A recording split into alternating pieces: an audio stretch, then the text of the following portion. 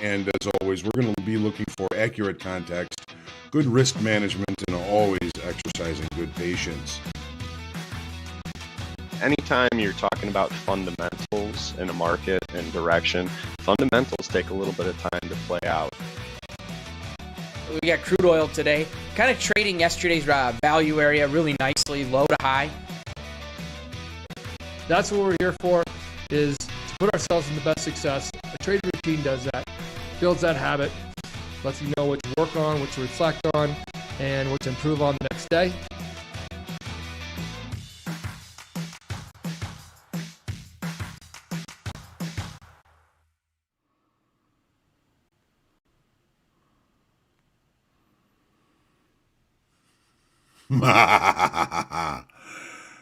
Good morning. Welcome to the market forecast. Happy Halloween this weekend, everybody. And let's end this week strong. Should I leave the mask on?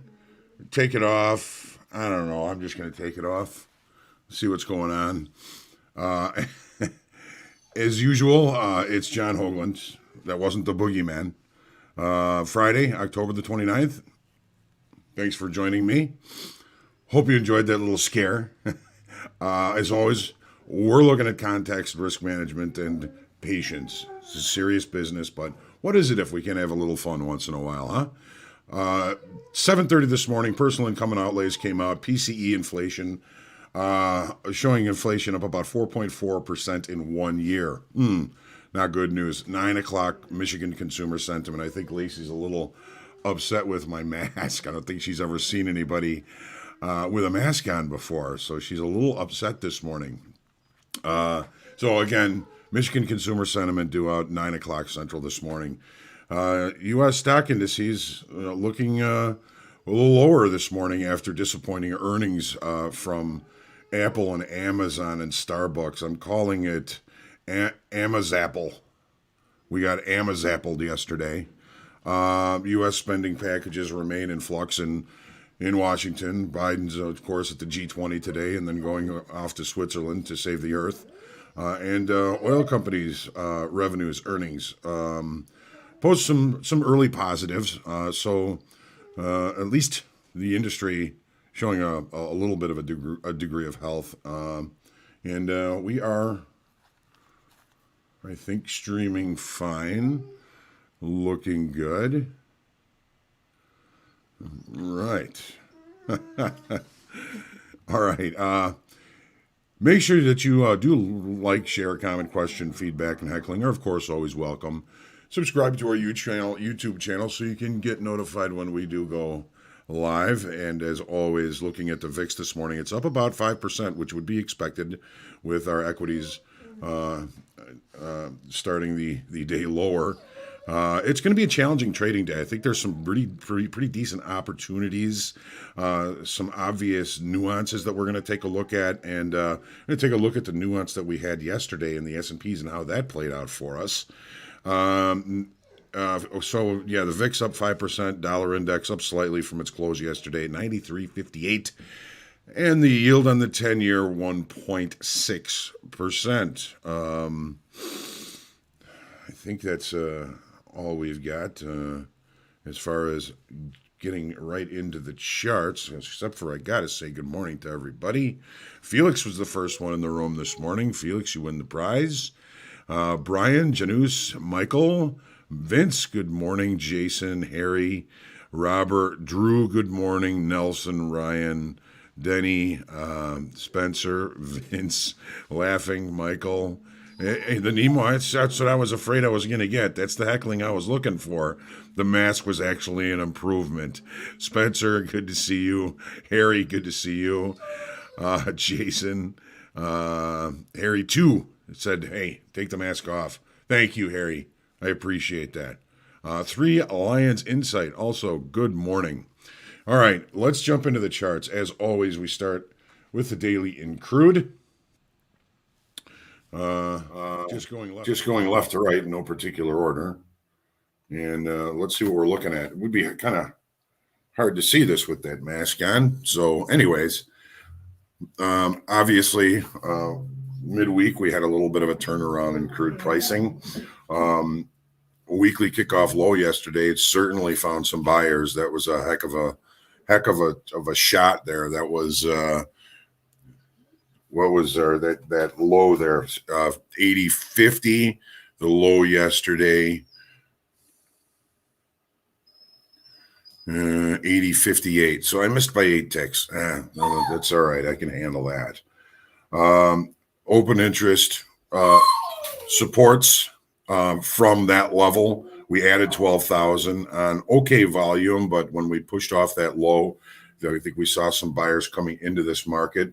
Are we creating a bit of a bull flag here? It's what it's kind of starting to look like to me. And we did have a late upside spike yesterday. So taking a look now at the 30-minute chart. All right, we have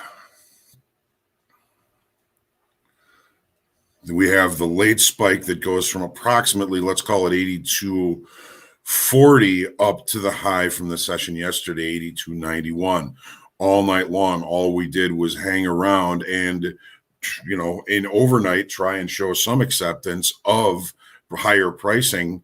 Now with the recent economic news, obviously the market has taken a look and is likely to open below the late spike. That's rejection of higher pricing, and we should be looking for the market to rotate lower, which it already is. Unfortunately, that's going to happen before the open, so that's going to further complicate our thoughts and our ideas and our opportunities in crude oil this morning.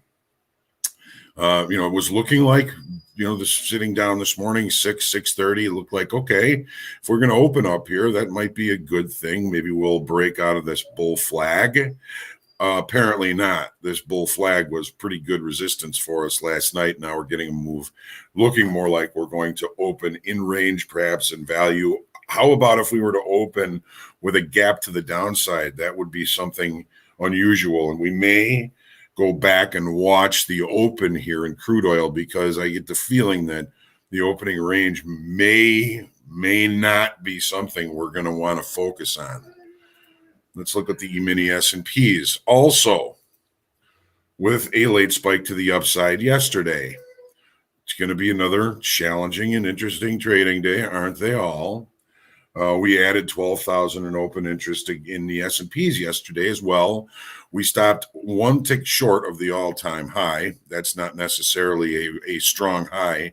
The all-time high was 45.90 on Tuesday, 45.89.75. So within one tick yesterday, and that was on a late spike. So volume, okay. Open interest supporting continuation to the upside.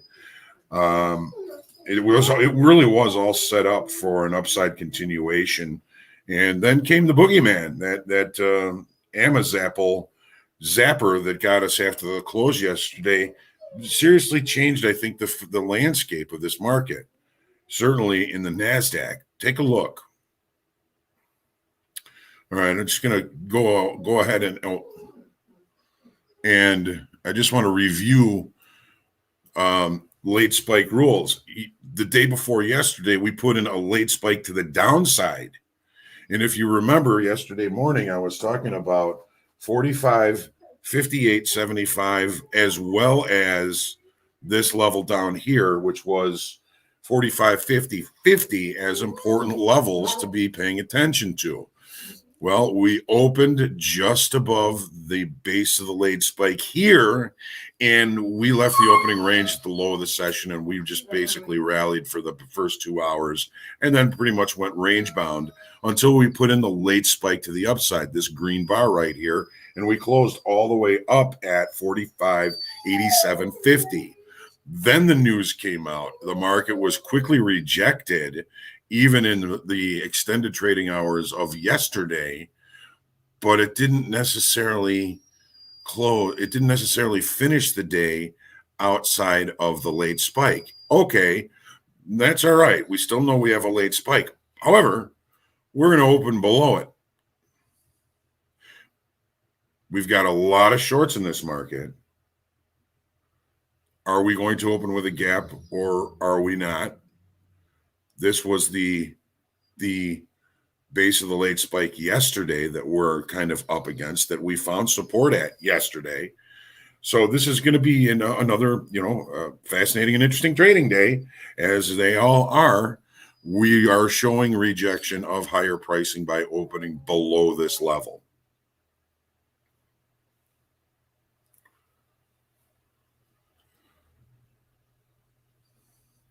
Now we've got the late spike from yesterday to deal with. Is that going to be supportive for us? If we open with the gap and we can't close the gap, I'm going to be looking for opportunities to sell. If we can't close the gap, I go with that. If we close the gap, that's going to change things. Complicated trading day today.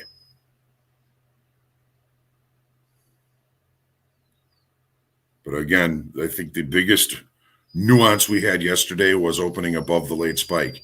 I think the biggest nuance we have today is opening below a late spike. Even if you don't participate, see how the market acts around those levels. Okay, now for the Nasdaq. What do we got here? We got a few minutes left here before the crude opening, and I want to we'll keep an eye on that, see if there's any good opportunity there. Peter, I haven't seen you in a long time. Peter, it's good to see you.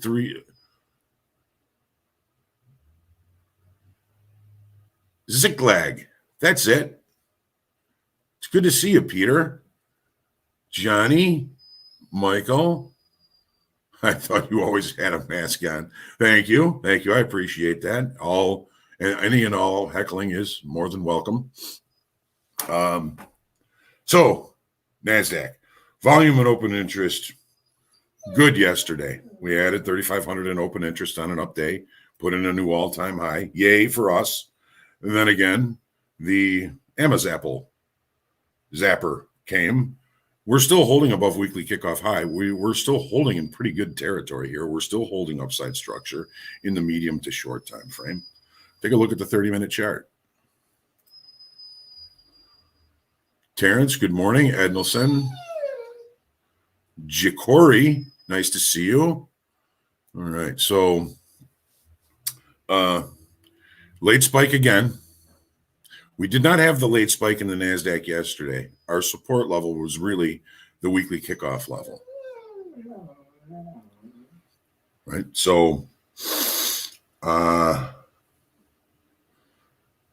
settlement all the way up here. We've got a whole lot of shorts in this market.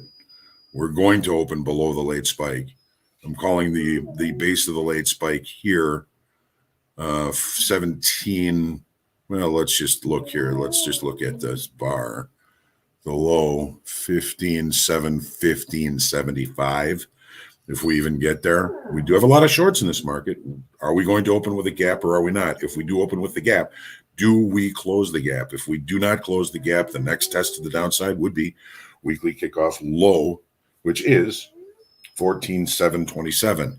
As far as high volume nodes, Charles, we can see them here. We have our point of control, which is right up here, which is always the highest volume node, 15.740.25. Well, 15.740.25. Yeah. We also have another volume node here, which is approximately 15.672.50.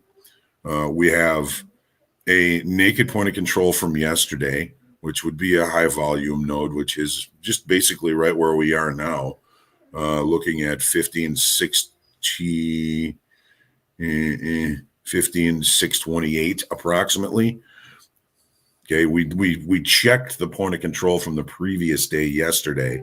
We'd still have lots of visuals down below. If we can't hold the weekly kickoff low, and maybe some more bad news comes out, something happens, there's plenty to clean up down below. So again, be watching to see if we open this NASDAQ with a gap. Let's look quickly here into the open in crude. Oh, I do have my 1 minute chart here, and here we go.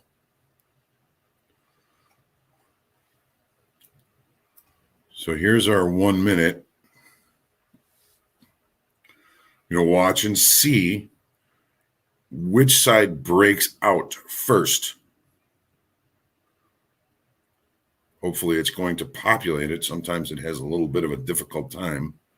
We know we've got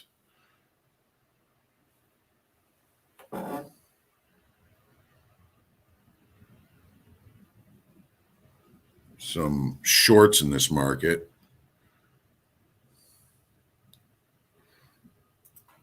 That's correct, right? Yeah, we got some shorts. Here's the 1 minute again. Well, now we've got a really big opening range for all the way from 82.06 down to 81.75. So a 31 tick opening range, which is now the high of the session. I don't want to fight any move down from this point. Looking for opportunities to see if I can get a pullback. The opening range is very big. It's a big risk to take the short right here. But right now it seems to be the thing to do. There's some pretty decent activity here, it looks like. Sometimes if the opening range is too big and I still want to participate in it, if the market comes back and gives me an opportunity to take an execution inside the opening range, maybe about halfway, I can sometimes do that because it limits risk. So far, the opening range in crude oil is the high of the regular trading hours session. Did not open with a gap, but certainly some aggressive shorter time frame sellers coming into this level. We're right at the low of the range from yesterday. This looks interesting, but I'm more interested in seeing opportunities down here. All right, let's go back to business. Bobby, thank you. Charles, were those the volume nodes you were looking for in the Nasdaq? Let's take a look at gold.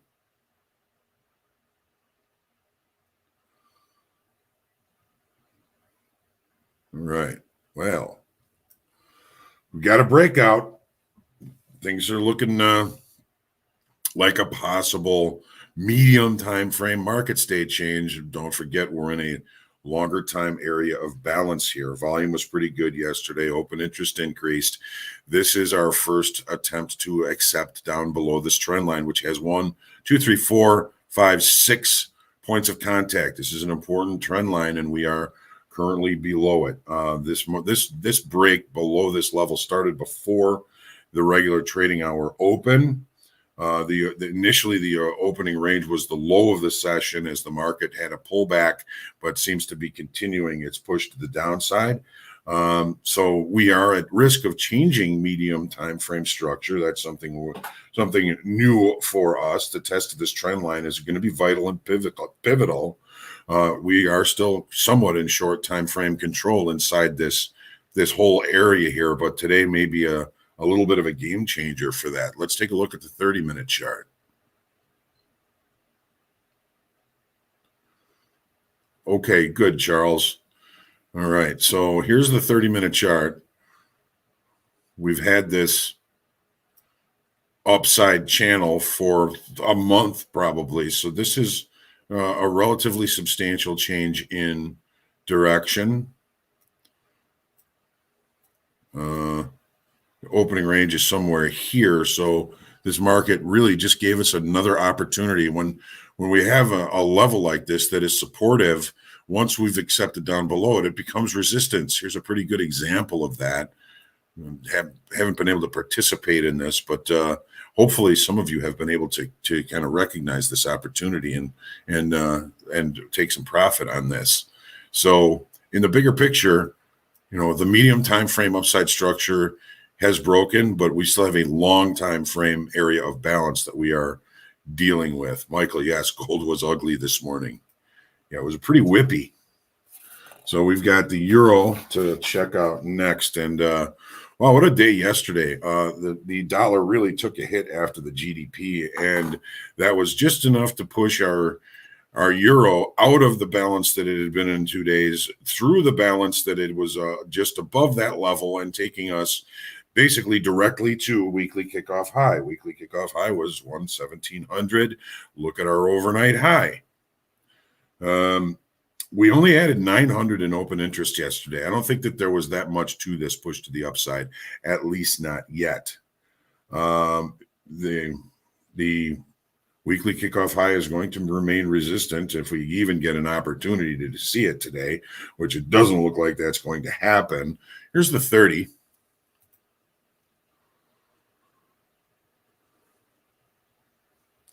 So here's that move up to the upside yesterday. I remember kind of talking about it, and as it was kind of going, my main point of advice in these situations is when the market becomes directional and breaks out of an area of balance, you don't want to fight it. You need some kind of structure before you start selling into a market like this.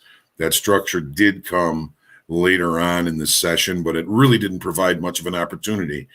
Doesn't surprise me that the open interest change was positive, but only 900, because this is a classic short covering profile.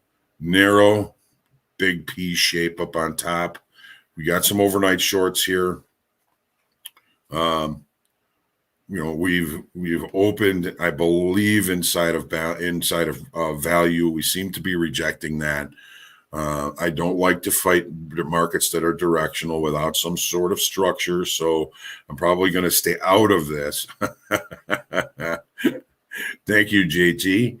I'm probably going to stay out of this for now until I can find some sort of way in or some sort of an opposite move. I don't see that there's going to be anything that's that tremendous or that visual for us at this level. So there's a big miss on that big move to the upside yesterday, but again, that was news driven.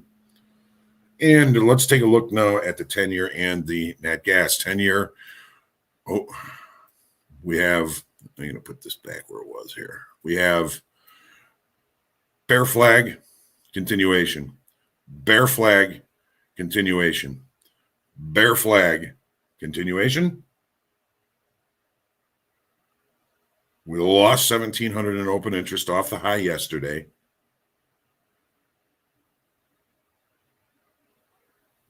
Now we've got a potential bigger move. It would not surprise me at all. We're only about 10 ticks away from a test of weekly kickoff low.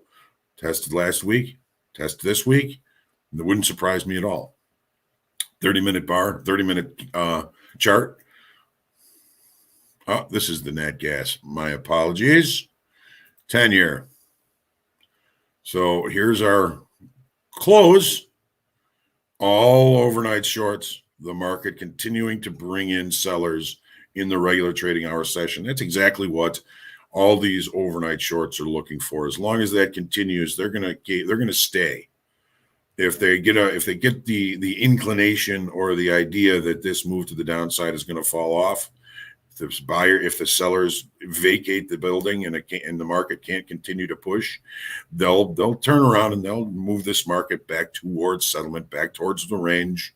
But right now, it looks like sellers are in control in the 10-year. I'm not looking to buy it until we get a test of weekly kickoff low.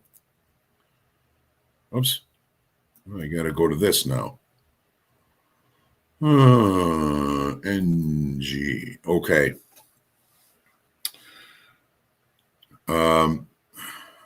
Last week's low, critical support. It looks like we've gone and closed the gap from our island bottom.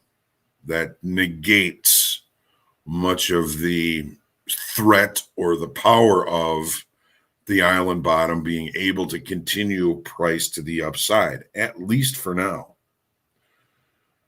So we've had a little bit lower volume yesterday. We had expiration of the November contract. We lost 6,700 in open interest yesterday, but again, those were expiring contracts. Last week's low is going to be pivotal now. We see that there's lots of Lots of highs, lows, closes. This is an interesting spot. There's fish here. There's fish here. Direction, I don't know. Let's look at the 30, see if there's any hints there. So, weekly kickoff, last week's low. We have closed the gap. Further complicates things. Things are just always challenging in trading. So I'm looking at last week's low as a highly pivotal area today. Market seems to be a little bit magnetic towards it right now. We're holding maybe some recent overnight shorts here. If this ends up being support, then all these shorts are still in this market. They're gonna pull this market back. They're gonna close the gap. If they close the gap, that change things a little bit. But if we can't close the gap, that's going to increase the probabilities, of course, of the market pushing through and coming down to recheck some information, some visuals that were left in the move down below this level recently. So there's fish here. I can't put a finger on the direction. Man, do I wish I could. Man, do I wish I could.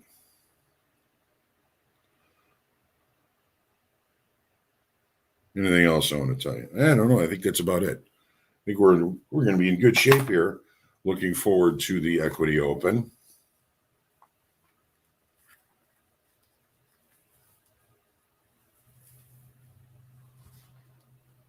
So some folks wanted me to put the mask back on. I love this mask because I can hide the teeth. I've got a little bit of an overbite though.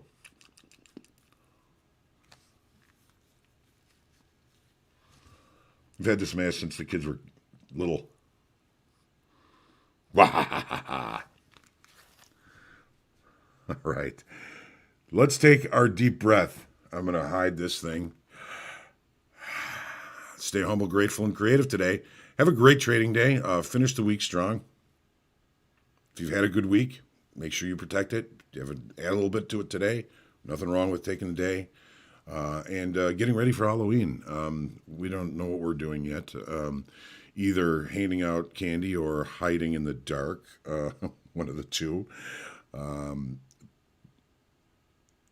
always liked Halloween with the kids. We used to call it trick or drinking. We would walk around with all the kids and go from neighborhood to neighbor to neighbor, and have a beer with everybody. And it was always a good time. So some people don't like Halloween. Thought I'd have a little bit of fun today. Let's have some fun trading now. Get out there and profit. Have a great weekend. Be back Monday morning, 7:45 a.m. for another exciting week next week. It's going to be November on Monday. Time flies. Unless you're in a position, then time stops. So, get out there and profit today. Have a great trading day. I'll see you in the pit in a few minutes. Trade well.